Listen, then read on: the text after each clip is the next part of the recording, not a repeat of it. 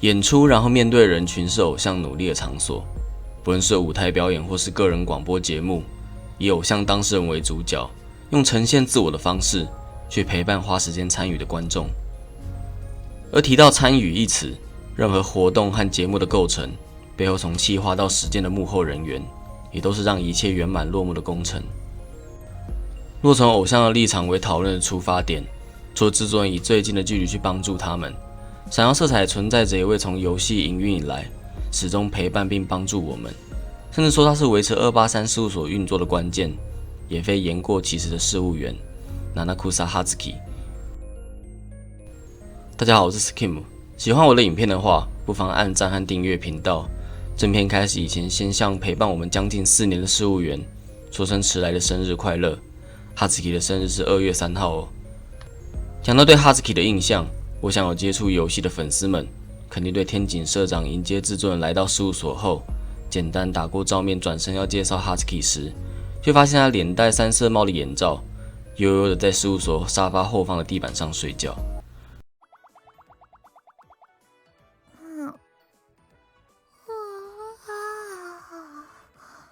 何ですか、急に大きな声出して。葉月、なぜ床で寝ているんだ。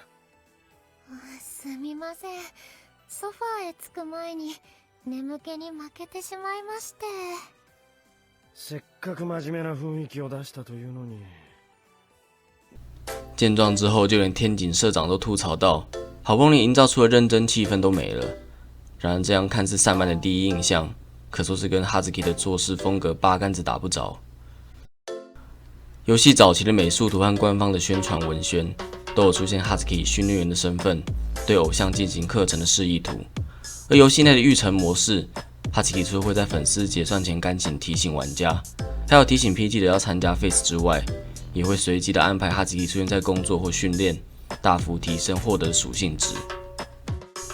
作为一个偶像事务所的事务员来说，Hazuki 称得上多才多艺的人才。可或许有些人不知道的是，Hazuki 并非283事务所的正职员工，事务员只是他众多打工之中的一种。这代活动剧情阿卡路与黑鸭开头就是以 Hazuki 在超市打工的叙事，描述了即使他当下忙碌于其他工作，依然挂念着事务所的大小事。之前在事务所留下了便条，让他即使人不在事务所，也能好好传达当天的注意事项，以及利用琐碎的休息时间，将关于工作的重要讯息发送给偶像们。Hazuki 的做事能力相当优秀，令校业和物质层言，即使人不在事务所，也能感受到 Hazuki 的存在感，仿佛能预见未来似的，事前准备好一切。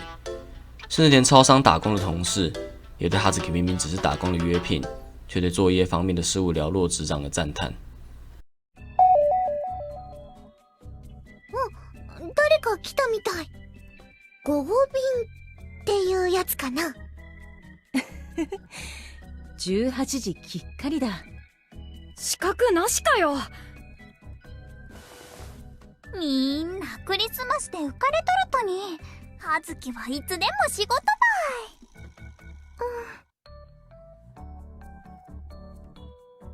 無事に終わるようにお祈り。ナムナームナムナーム。我在影片的开头提过，Hazuki 是维持283事务所运作的关键。考据也是出自活动剧情阿卡路与黑鸭，出现了 Hazuki 叮咛天井社长用钱的注意事项。从对话的语气和内容能发现，天井社长几乎把283事务所的日常运作全权交在 Hazuki 的手上去管理。当然，可能有人会说，这就跟管理只把事情都丢给秘书那样，没什么大不了的。但这仍然是一种相当程度的信任，不是吗？况且 Hazuki 对283事务所的细心，是从平时的言行举止都自然流露出来的。我想这也是天井社长放心把事务所让 Hazuki 去管理的主因。先方への手土産、3000円超えちゃう場合は申請お願いしますね。いつも月末には申請しているだろう。今月忙しいんで、都度申請でお願いしたいです。3000円未満でも明細はもらってきてくださいね。失礼します。哈兹基和天井社长之间的谈吐，比起上司与下属的工作关系，更多了一种亲友之间的韵味。假如要从283的偶像当中挑选一位同样撇开公事还有私交的偶像，阿鲁斯特罗梅亚的桑山千雪是目前唯一明确描写过和哈兹基在居酒屋用平时的口吻谈心过的人。因为在千雪的角色浅谈讨论过，我就不多加赘述。此外，活动剧情萨玛、米兹、玩达、烂斗，从千雪对哈兹基舍去尊称的话语，也是显示两人交情的佐证。话说回来，哈兹基毕竟并非可培育的偶像，所以我们很难直接去挖掘关于他的事。这样的困境，直到尼奇卡的出现，我们才得以更进一步的藉由了解尼奇卡，去更深入推敲关于哈兹基的情报。除了哈兹基可能基于知道尼奇卡对雅库纳米的信仰而憧憬偶像，还有家境的因素，所以对尼奇卡当偶像一直保持反对意见。从媒体杂志的采访告诉了我们七草家的经济状况处于摇摇欲坠的状态，而现在努力撑起这个家没有崩塌的，是奔波于好几件工作之间的哈兹基。我们可以从尼奇卡的卡片和续着的关联剧情，发现更多这方面的蛛丝马迹。从尼奇卡的 Support 阿卡、紫巴萨 Puro 的 Hina， 具体描述了两人之间的相处。尽管尼奇卡为了琐事和姐姐闹别扭，但身为妹妹看见哈兹基需要帮助，她还是会扭扭捏捏的询问是否需要帮忙。姐姐为了事务所和家庭付出的努力，我想尼奇卡比任何人都明白。虽然以这篇故事来看，哈兹基也真的太了解尼奇卡了，所以才把妹妹玩弄于股掌之间就是了。グッズが欲しいんだったら、ニチカのお財布からね。来月だったらそうするよ。お姉ちゃんもこのグループいいねって言ってたじゃん。いいと思うけど、エコバッグはいいかな。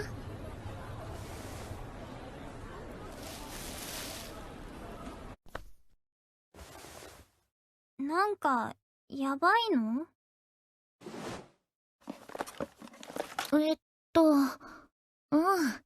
いろいろ。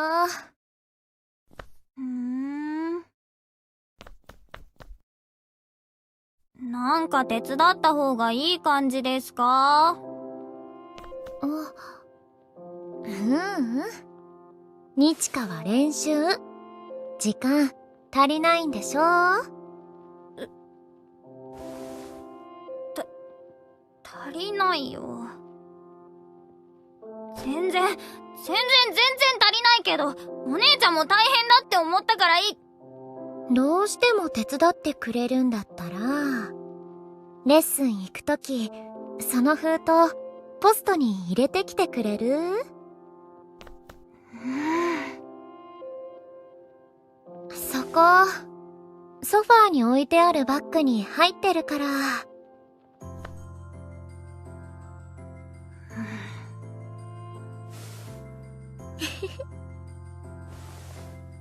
ありがとね、ニチカ。いいけど、それだけね。じゃあ、レッスン行ってき。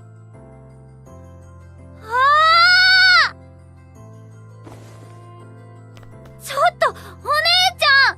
このエコバッグ！ああ、それ、私のだから。帰ったら、返してね。買ったの？はいはい。ちょっとバイク便の手配忙しいから。いってらっしゃい。中身気をつけてね。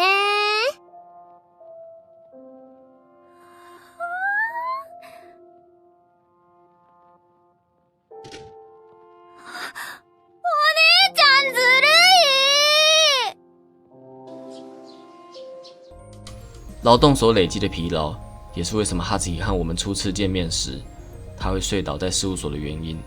因为哈兹基的生活已经被经济压力挤压的，就连追求更多睡眠时间都成了一件奢侈的事。Wing 的开头是这样：阿卡路与黑亚累得连卸妆的力气都没有就睡着也好，以及累倒在宿舍的房间直接睡到早上也罢。哈兹基那悠哉的语气和总是一脸困倦的表情，可能就是因为身兼多职，说法不尽而走。随身携带的眼罩也不禁令人猜想，是不是为了能够随时把握时间补眠？工作方面极为可靠，深受偶像们、制作人以及社长信任的哈兹基，实在很难让人相信他是个懒散的人。在阿卡路与黑亚的片段，制作人表示分摊工作的好意，就被哈兹基以玩笑的方式谢绝，表示能够由他完成的工作就交给哈兹基，制作人应该发挥所长去处理和偶像更有直接关系的工作。然而在后面的章节，哈兹基为了帮助分身法术的制作人，肩起了陪同偶像们去工作和接应的职责，这和平时的制作人并无差别。在细思感谢季的剧情，他发现制作人太过于想完成美琴和尼奇卡的演出，安排和要求逐渐脱轨时立刻出演制止，这才让当时的制作人悬崖勒马。假如哈兹基担任283事务所的偶像制作人，那条世界线所发生的故事，我也感觉挺有趣的嘛。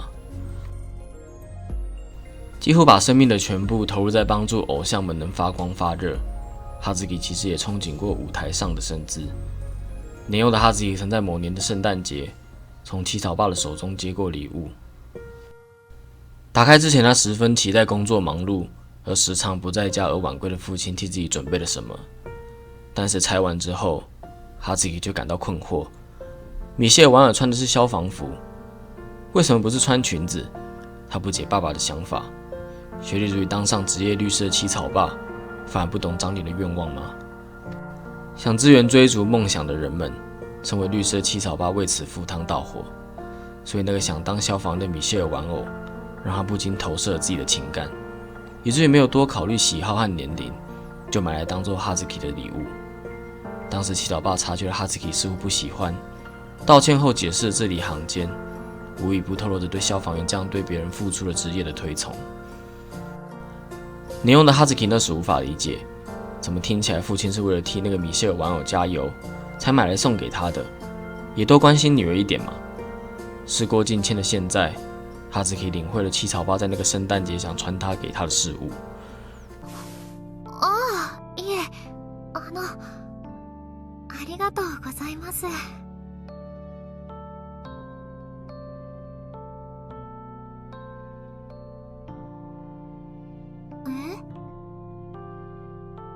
私、父がちょっと変わってて。ええ、もう亡くなってるんですけどね。すみません、急に。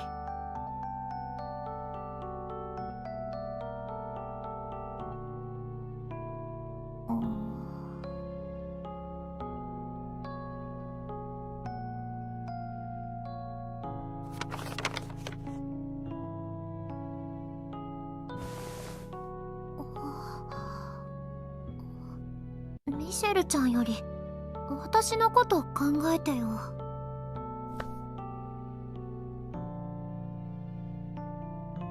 鞠躬尽瘁的替283事务所付出，这是旅行对亡父传达给自己的理念，又或者哈兹基发现这是自己的天职。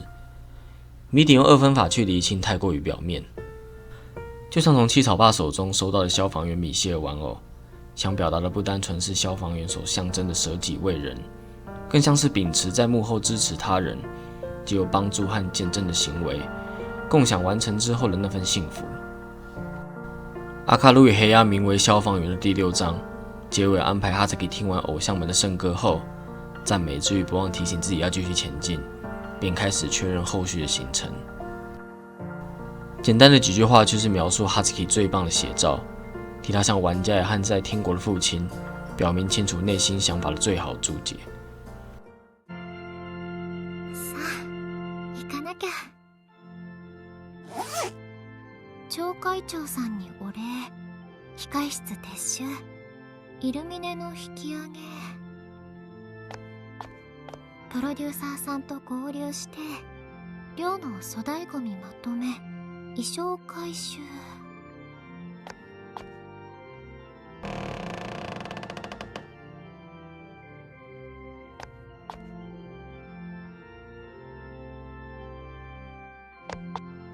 ちの方がいいみたい。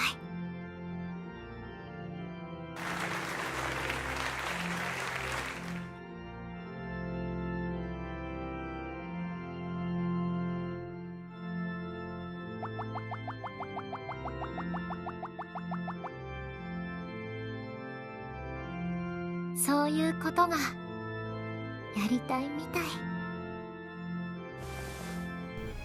我是 Skim， 感谢你看到最后。哈兹基的存在让偶像和制作人能无后顾之忧的在偶像之路上全力以赴。